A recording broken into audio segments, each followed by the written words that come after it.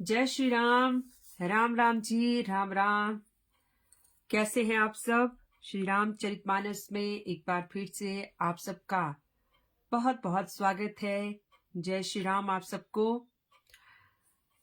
श्री रामचरितमानस का तीसरा कांड आजकल चल रहा है, अरण्य कांड।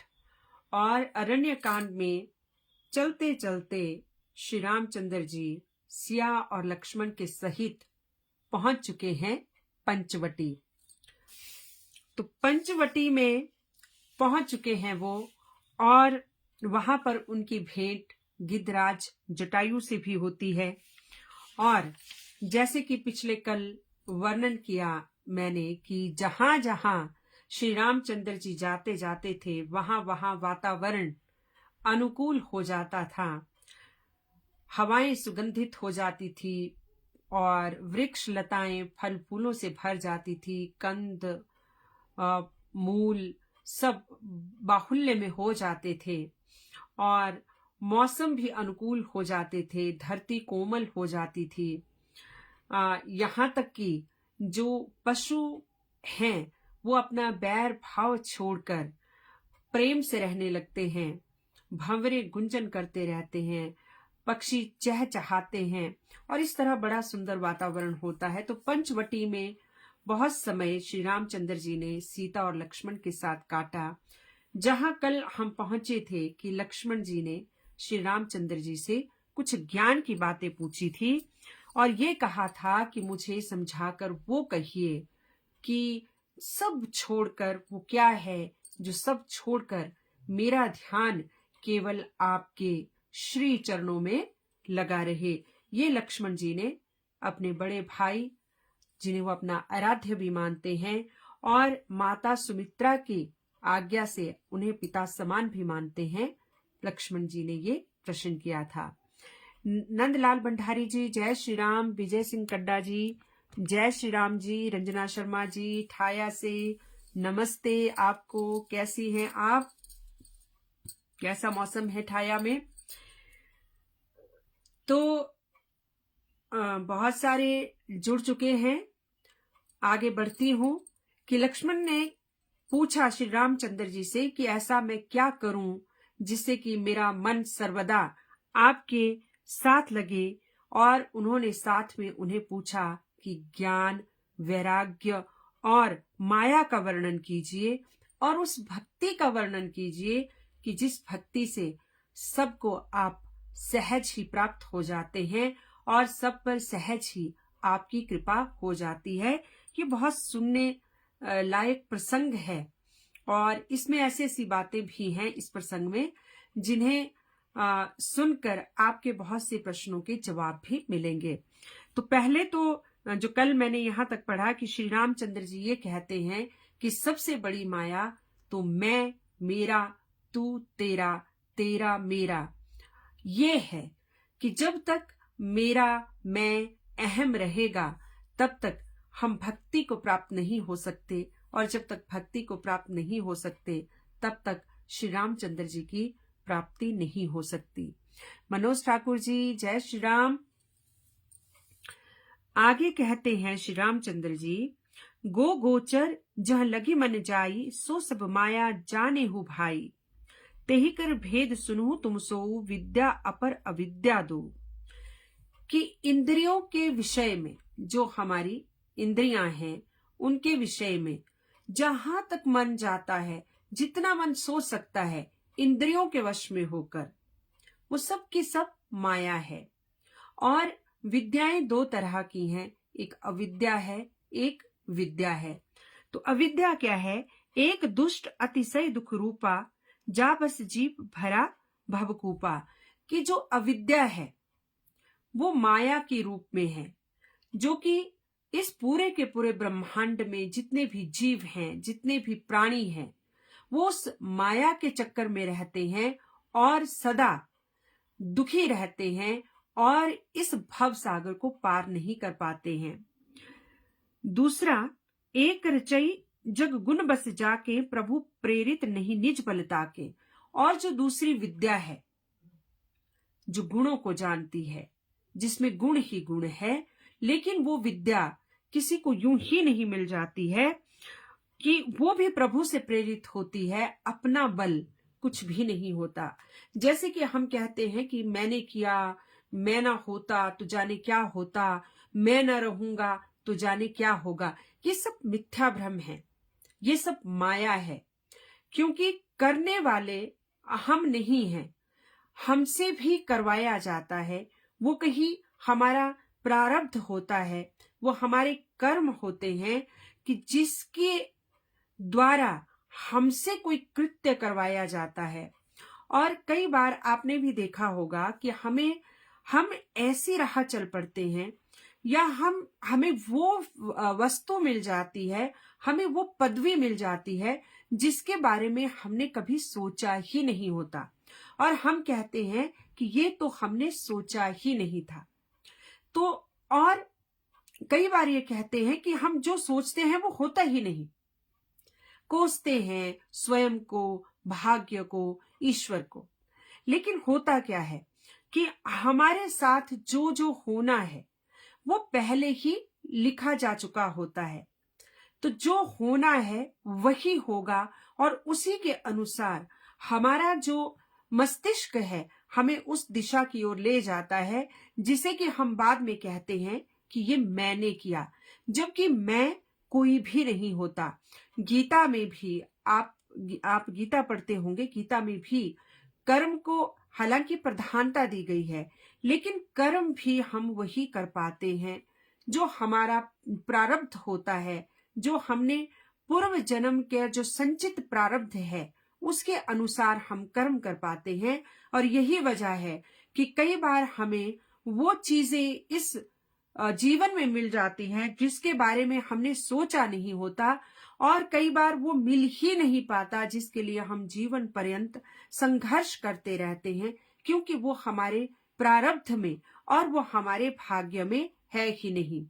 लेकिन इस प्रारब्ध और इस भाग्य से ऊपर भी कुछ है कि हम उसको भी बदल सकते हैं, लेकिन उसको बदलने के लिए हमें आत्मा से, तन से, मन से, चित्त से बिल्कुल पवित्र होना है। एक हठ योग भी होता है, जैसे मार्कंडेय ऋषि ने हठ योग किया था, और ऐसा उन्होंने भगवान शंकर की स्तुति की कि जबकि वो अल्पायु थे और पिता इस बात से त्रस्त थे मार्कंडेय के, उन्हें मालूम था कि उनका पुत्र अल्पायु है। लेकिन जब मार्कंडेय ऋषि ने देखा कि उनके पिता अल्पायु हैं, उन्हें नारद मुनि ने बताया कि उनके पिता अल्पायु हैं, तो उन्होंने नारद मुनि से ही उपाय पूछा कि मैं अल्पायु हूं। मार्कंडेय ऋषि ने कहा मुझे इसका कोई दुख नहीं, लेकिन मेरे पिता इस बात से दुखी हैं कि उनका पुत्र यानी कि मैं अल्पायु हूं, तो मैं ये कदापि नहीं चाहता कि मेरे पिता मेरी वजह से दुखी हों। तो उन्होंने नारद से पूछा था मुझे उपाय बताएं, ऐसा उपाय बताएं जिससे कि मेरे पिता सुखी हो जाएं। तो नारद जी ने उन्हें भगवान भोलेनाथ की भक्ति में लगाया था। और जब मार्कंडेय बालक थे, जब यमराज के दूत आए मार्कंडेय को लेने के लिए, तो मार्कंडेय ऋषि ने क्या किया था, उन्होंने जो शिवलिंग था उस शिवलिंग को अपनी दोनों भुजाओं में पकड़ लिया और जोर जोर से ओम नमः शिवाय कहने लगे। अब यमराज जी तो काल हैं, लेकिन भोलेनाथ तो कालों के भी काल महाकाल हैं। वो यमदूत मार्कंडेय को हाथ भी नहीं लगा सके और वो वापस गए, यमराज जी के पास गए।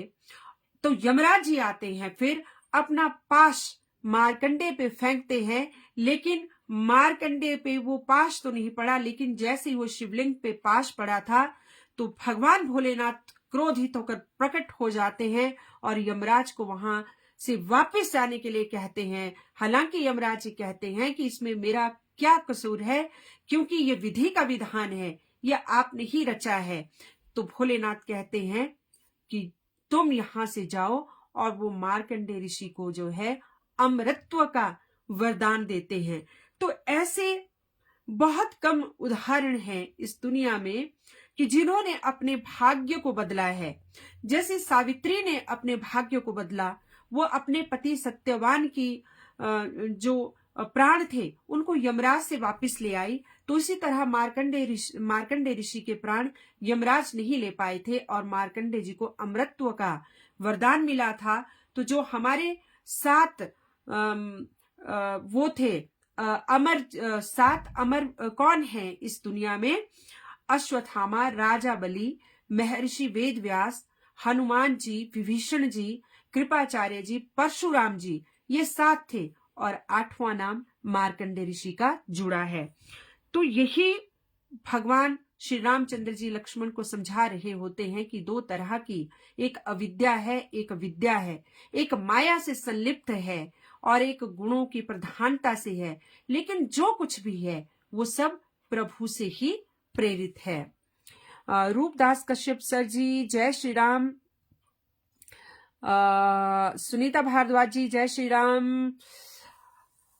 महेंद्र कुमार जी जय श्री राम जी, जय श्री राम। आप सबको राम राम, स्वागत आप सबका। अब आगे कहते हैं तुलसीदास जी, श्री राम जी कहते हैं लक्ष्मण से, ज्ञान मान जहाँ एक ही नाही, देख ब्रह्मा समान सब माही। कहते हैं कि ज्ञान वहां है जहां मान नहीं, यानी कि अहंकार नहीं, कि अगर हमारे अंदर अहंकार है तो ज्ञान की प्राप्ति हो ही नहीं सकती। ज्ञान कब मिलेगा? जब हम भिक्षु होंगे, जब हम जिज्ञासु होंगे, जब हम प्रश्न करेंगे, जब हम अपने आप को अल्प ज्ञानी मानेंगे, तब सामने से हमें ज्ञान प्राप्त होगा।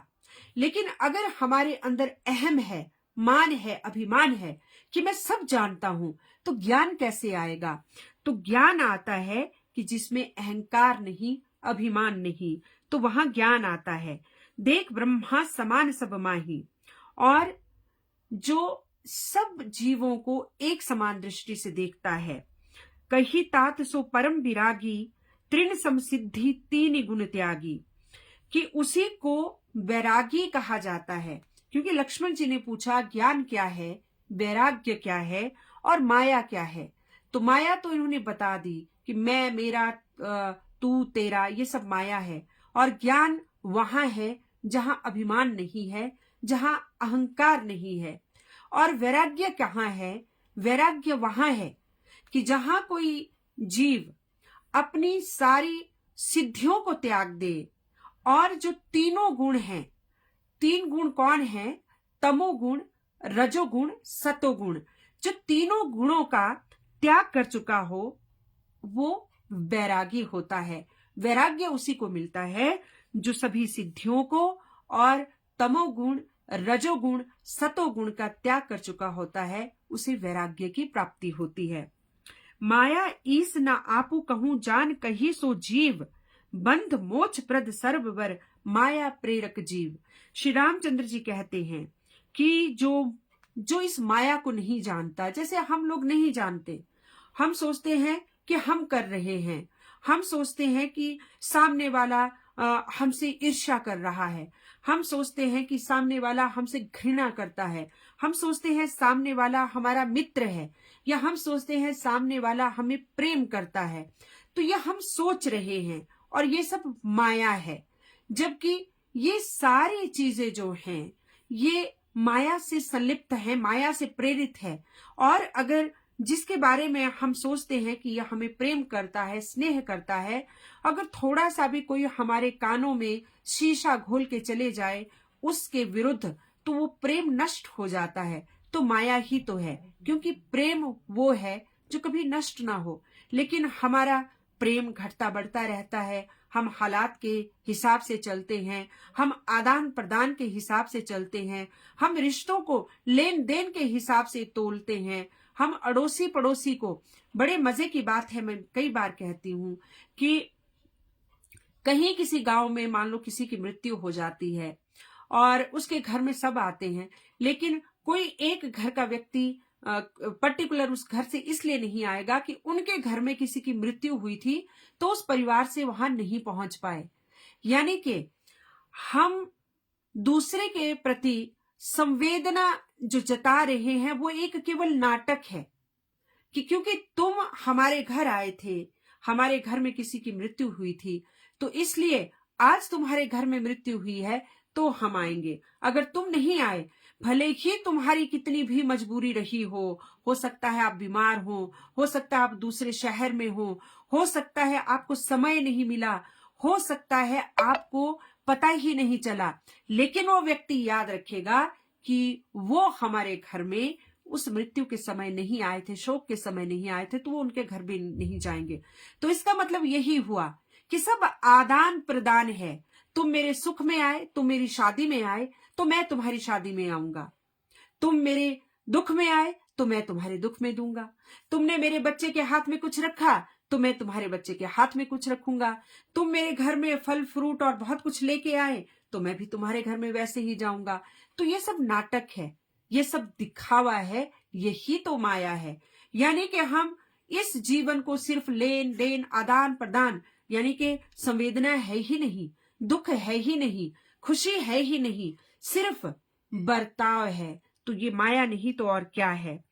और जो कहते हैं कि जो माया को नहीं जानता, जो ईश्वर को नहीं जानता, जो अपने भीतर बैठे ईश्वर को नहीं जानता, वो जीव है, उसे मालूम ही नहीं। वो सिर्फ अपने शरीर को जानता है, मैं, मेरा घर, मेरी जमीन, मेरा व्यापार, मेरी पदवी, मेरी नौकरी, और उसे कुछ मालूम ही नहीं है।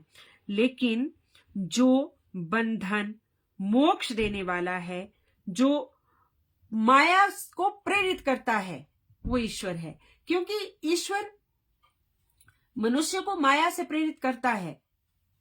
अब ये मनुष्य के ऊपर है, उसकी परख है कि उस माया के पर्दे को कैसे तोड़ता है। तोड़ना ही नहीं चाहता, ये मोह ही नहीं छूटता कि पहले हमारी बच्चे हो जाएं और बच्चे पल जाएं, भगवान देखना ये अनाथ ना हो जाएं, फिर बच्चे पल जाएं, इनकी नौकरी लग जाए, नौकरी लग जाए तो इनकी शादी हो जाए, शादी हो गई तो पोतों दोतों के मुंह देख लें, अगर वो भी हो गए तो फिर उनकी भी शादी हो जाए।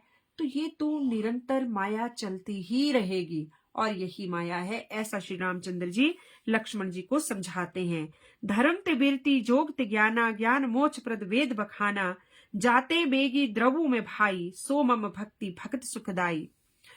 कि धर्म के आचरण से वैराग्य होता है और योग से ज्ञान आता है, इसलिए कहते हैं योग करना चाहिए, तथा ज्ञान से ही मोक्ष की प्राप्ति होती है, ऐसा वेदों में लिखा है। और श्री रामचंद्र जी कहते हैं लक्ष्मण को कि हे भाई, कि मैं किससे प्रसन्न होता हूं। लक्ष्मण जी श्री रामचंद्र जी को पूछते हैं कि वो कौन सी चीज है जिससे आप जल्दी प्रसन्न होते हैं। तो कहते हैं कि वो केवल मेरे प्रति भक्ति है, जिससे मैं तुरंत प्रसन्न हो जाता हूं, ऐसा श्री रामचंद्र जी कहते हैं। सो स्वतंत्र अवलंबना आना, तेहि अधीन ज्ञान विज्ञाना, भक्ति तात अनुपम सुख मूला, मिले जो संत हो अनुकूला। कि कहते हैं कि वो भक्ति स्वतंत्र है, भक्ति जो है वो ज्ञान से भी ऊपर है। ज्ञान हमें वैराग्य देता है, मोक्ष देता है, लेकिन भक्ति जो है वो स्वतंत्र है, वो वेद और शास्त्रों से परे है, वो हमारी विद्या से परे है। हम अनपढ़ हैं, पढ़े लिखे हैं, भक्ति का उससे कोई लेना देना नहीं। भक्ति तो बस भक्ति है और इसके लिए आपको कोई क्वालिफिकेशन होने की जरूरत नहीं है। बस निश्चल भक्ति कि आप उन्हें मानते हैं, वो हैं, उनका अस्तित्व मानते हैं और सब कुछ उन्हीं पे छोड़ देते हैं कि जो मिल रहा है वो भी तुम्हारी तरफ से, जो नहीं मिल रहा है वो भी तुम्हारी तरफ से, जो मिलेगा वो भी तुम्हारी इच्छा, नहीं मिलेगा तो वो भी तुम्हारी इच्छा। भक्ति जो है हर चीज से स्वतंत्र होती है। ज्ञान और विज्ञान उसके अधीन है। किसके अधीन है? भक्ति के अधीन ज्ञान और विज्ञान है।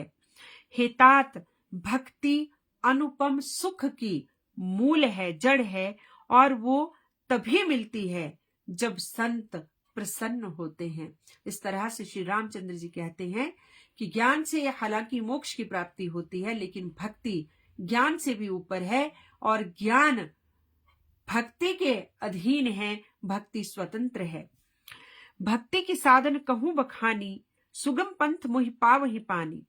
अब श्री रामचंद्र जी श्री रामचरितमानस में उनको पाने का रास्ता बता रहे हैं कि मुझे पाने का रास्ता केवल मात्र भक्ति है। प्रथम ही विप्र चरण अति प्रीति, निज निज कर्म निरत श्रुति तीति। कि भक्ति से जीव मुझे बड़े सुगमता से पा लेते हैं और कहते हैं कि पहले ब्राह्मणों के चरणों में प्रीति हो, वेद की रीति के अनुसार अपने अपने कर्मों में लगा रहे, अधर्म ना करे, असत्य ना बोले और उसकी प्रीति जो है वो सच्ची हो, सूची हो। तो इस तरह से मैं उनको प्राप्त हो जाता हूँ। यही कर फल पुनि विषय विरागा, तब मम धर्म उपज अनुरागा। वो कहते हैं कि इसका फल फिर विषयों से वैराग्य होगा। भक्ति क्या करती है कि सब विषयों से दूर कर देती है, कि विषय से हमारे खत्म ही नहीं होते। मैंने आपको बताया कि आज ये है, वो मिल गया तो अभी वो भी मिल जाता, वो मिल गया तो अभी वो भी मिल जाता, मेरे पास ये है तो पड़ोसी के पास ज्यादा है। अगर हम जो हैं सारे उम्र तुलना करते रहें, कहीं ना कहीं कोई ना कोई हमसे आगे होगा ही। इसलिए कभी भी किसी से प्रतिस्पर्धा ना करें, और अगर प्रतिस्पर्धा करनी है तो स्वयं से करें। अपनी बुराइयों को पछाड़ें, अपने अज्ञान को पछाड़ें, अपने मोह को पछाड़ें, इस माया को पछाड़ें और उससे आगे निकलें और भक्ति का मार्ग अपनाएं। तभी हमें भगवत प्राप्ति हो सकती है। अब कहते हैं कि जब धर्म में प्रेम उत्पन्न होगा तो जो 9 किस्म की नवधा भक्ति है वो प्राप्त होती है। अभी 9 किस्म की भक्तियां कौन कौन सी हैं? श्रवण, कि अगर आप सुनते हैं, आप कहीं भगवत कथा सुन रहे हैं, श्रवण प्रेम से सुन रहे हैं, विश्वास से सुन रहे हैं, तो वो भी भक्ति है। कीर्तन, आप सिर्फ कीर्तन ही कर रहे हैं, भगवान के भजन गा रहे हैं, वो भी भक्ति है। स्मरण, आप उनको याद करते हैं, वो भी भक्ति है। पाद सेवन, आप उनके चरणों की सेवा करते हैं, वो भी भक्ति है। अर्चन, आप उनकी पूजा करते हैं, वो भी भक्ति है। वंदन, आप उनकी वंदना करते हैं। दास्य, आप स्वयं को उनका दास मानते हैं, वो भी भक्ति है। जैसे भरत स्वयं को श्री रामचंद्र जी का दास समझते हैं, तो वो दास्य भक्ति है। सख्य, आप उनको मित्र समझते हैं, जैसे सुदामा श्री कृष्ण को मित्र समझते हैं, तो वो भी भक्ति है। आत्मनिवेदन, और जो हम अपने आप को निवेदित करते हैं ईश्वर के आगे, वो भी भक्ति है। संत चरण पंकज अति प्रेमा, मन क्रम वचन भजन दृढ़ नेमा, गुरु पितु मातु बंधु पति देवा, सब मोहि कह जाने दृढ़ सेवा। कि जिसका संतों के चरण कमलों में अत्यंत प्रेम हो, मन कर्म वचन श्रवण वाणी से कीर्तन का दृढ़ नियम हो, और जो मुझको ही गुरु पिता माता भाई पति देवता सब माने और सब कुछ जाने और वो सेवा में दृढ़ हो, उसको मैं सहज ही प्राप्त हो जाता हूँ। कहते भी हैं, तुम ही हो माता, तुम ही पिता हो, तुम ही हो बंधु, सखा तुम ही हो। तो यानी कि जब हमने सब कुछ उसको ही मान लिया, तो हम हर चीज से, हर दुख से, हर चिंता से, हर दारिद्र्य से मुक्त हो जाते हैं। कि जब हम ईश्वर को ही अपना सब कुछ मान रहे हैं, तो संसार में ऐसा कौन प्राणी है जो हमें दुखी कर सकता है? क्योंकि हम जिसको मान रहे हैं वो हमें अनायास ही अपने अंदर समाहित कर लेता है। तो इसको लेके एक छोटी सी कथा थी कि एक व्यक्ति था, वो भगवान की भक्ति में दिन रात रहता था। तो एक बार वो ईश्वर से कहता है कि हे ईश्वर, कि सभी कहते हैं कि आप हमारे साथ होते हैं, तो मैं कैसे जानूं कि आप हमारे साथ हो?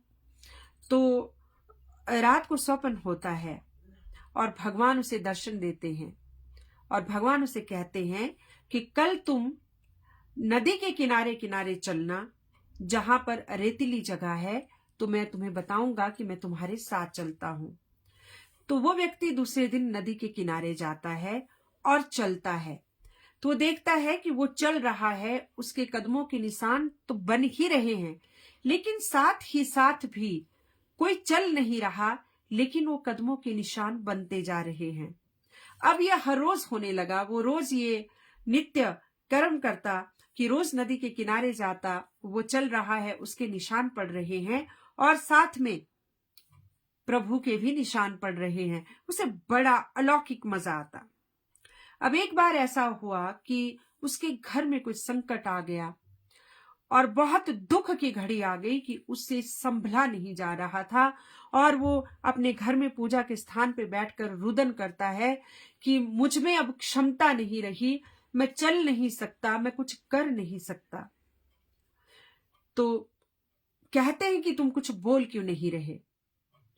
तो भगवान तो कुछ नहीं बोलते हैं, लेकिन उस दिन वो दोबारा नदी के किनारे जाता है और फिर चलने लगता है। तो देखता है कि आज केवल उसी के कदमों के निशान हैं, जो साथ में जो निशान थे वो चल नहीं रहे।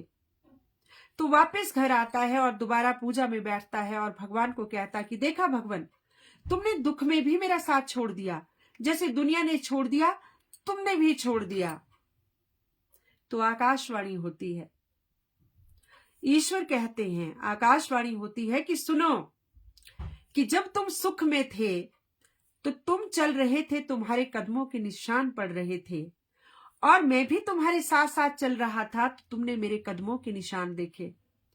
लेकिन आज तुम दुख में हो और जो कदमों के निशान तुम देख रहे हो वो मेरे निशान हैं। मैं तो तुम्हें तुम्हारे दुख में अपनी गोद में उठा के चला हूं, जिसे कि तुम समझ रहे हो कि तुम चले हो, वो मैं चल रहा हूं, और ये वही शक्ति है, मेरी शक्ति है, जिसकी वजह से तुम चल रहे हो। तो ईश्वर सदैव हमारे साथ होता है, सुख में भी दुख में भी। लेकिन यह हमारी भक्ति है, विश्वास है, यह हमारी मान्यता है कि हम उसे किस तरह से लेते हैं।